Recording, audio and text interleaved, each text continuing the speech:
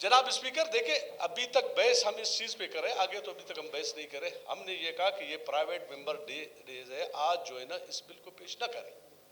अगर करते हो आपका राइट है, मैं ये नहीं कहता हूँ, आपका राइट है, लेकिन आप इसको हमारे जितने भी वो है करारदादे हैं दो प्राइवेट डे के ऊपर, हाँ उनको कर ले। उसके बाद आपके पास टाइम है, आप जब तक कर ले उसके बाद हम इस पे बात कर लेंगे कि क्या है क्या नहीं है। बहुत सारे लोग नाराज होते हैं, बहुत सारे लोग कहते हैं कि जी ये कहाँ से बिल आए, उस पर हम बात कर लेंगे। अभी तक तो बात नहीं की है। जिस तरह की तहरीक हम पेश करने नहीं देंगे, जो कुरान और सुन्नत के मुनाफिक कोई भी तहरीक होगा हम उसके लिए अपनी जान दे देंगे। ये असेंबली इस चीज के लिए नहीं है कि हम यहाँ पे आके कुरान और सुन्नत के मुनाफिक कोई करारदाद पेश कर दे।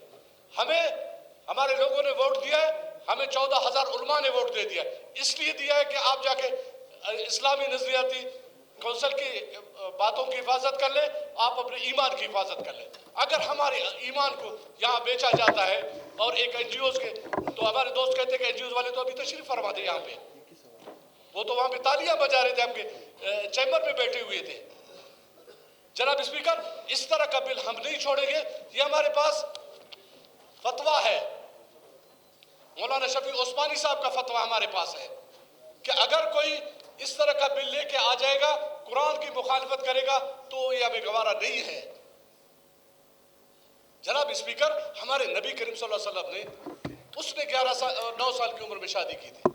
हम कौन होते हैं उसके किरदार को जो है ना हम बना दे, किसी 18 साल का एनजीओ के कहने पे हम 18 साल बना दे। हमें किसने हक दिया है? हम कुरान और सुन्नत को नहीं मानते।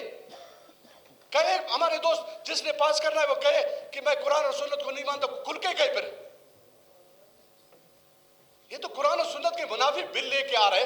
खुदा को मानो, ये बलोचिस्तान है, यहाँ पे इस्लामी रवायत है, यहाँ पे कबायली रवायत है, हम सब की रवायतें हैं। पंजाब ने जो मुंह काला कर दिया या जहाँ पे हो गया जिसने किया ये कि हम तो थोड़ा सा ख्याल रखें। खुदा को मानो, ये सब बैठे हुए हैं। इस तरह की बिल लाना, एनजीओ को खुश करना, किसी और को खुश करना, ये हमारी रिवायत नहीं। मैं हल्फी आपको कहता हूँ कि हमारे हाउस में से किसी का भी दिल नहीं है कि ये बिल पेश करे, लेकिन मजबूरी उनकी, उस मजबूरी को साइड पे रख के ये चीज नहीं करे। खुदा को माने नहीं करे, हम इसको इसी तहरीक में पेश करने देंगे, ना हम ऐसी तहरीक का हिस्सा बनेंगे, ना हम ऐसी तहरीक में वो करें। सीएम साहब, हम बात कर रहे हैं, पाकिस्तान में एक आइन बना, उस आइन के तहत कोर्ट्स बने, उस आइन के तहत एक शरीयत कोर्ट बना। सिंध असम्बली ने जब ये एक्ट पास किया तो लोग गए शरीयत कोर्ट में। शरीयत कोर्ट बना ही इस मकसद के लिए था कि जो शरीयत के मुताबिक फ़ैसले हों उस पर उनकी जजमेंट आए। और इस टाइम तक as we speak the only forum is शरीयत court.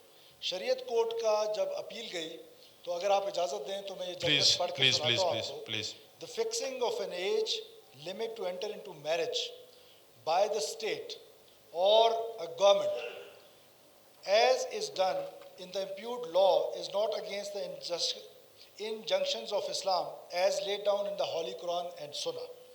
The act of setting a minimum age limit for marriage and setting age for an adult eligible to solemnize marriage wide impute section 2A of the Sindh Child Marriage Restraint Act 2013 is not against the Islam as laid down in the Holy Quran and Sunnah.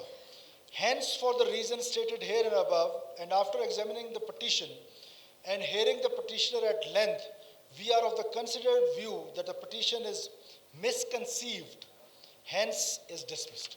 शरीयत court इस वक्त पाकिस्तान की सबसे बड़ी अदालत है जो शरीयत के केसेस को देखती है। अब शरीयत कोर्ट का ये मैंने आपको फैसला पढ़ के सुनाया है। Now the request is कि sir there is always an opposition to everything. हो सकता है हम कभी आप अपना नज़रिया इन पर मुसल्लत नहीं करना चाहते, इनका अपना एक नज़रिया है, वो अपने नज़रिए पे रहें। आपसे जो रिक्वेस्ट है, मैं बार बार जो रिक्वेस्ट कर रहा हूँ कि प्लीज़ जब आप एक एग्जाम्पशन की तहरीक दे चुके हैं, आप हाउस का सेंस लें और वोटिंग करें। अगर ये वोटिंग में जीत जाते हैं तो बस बिल ड्रॉप हो जाएगा, पास हो जाएगा।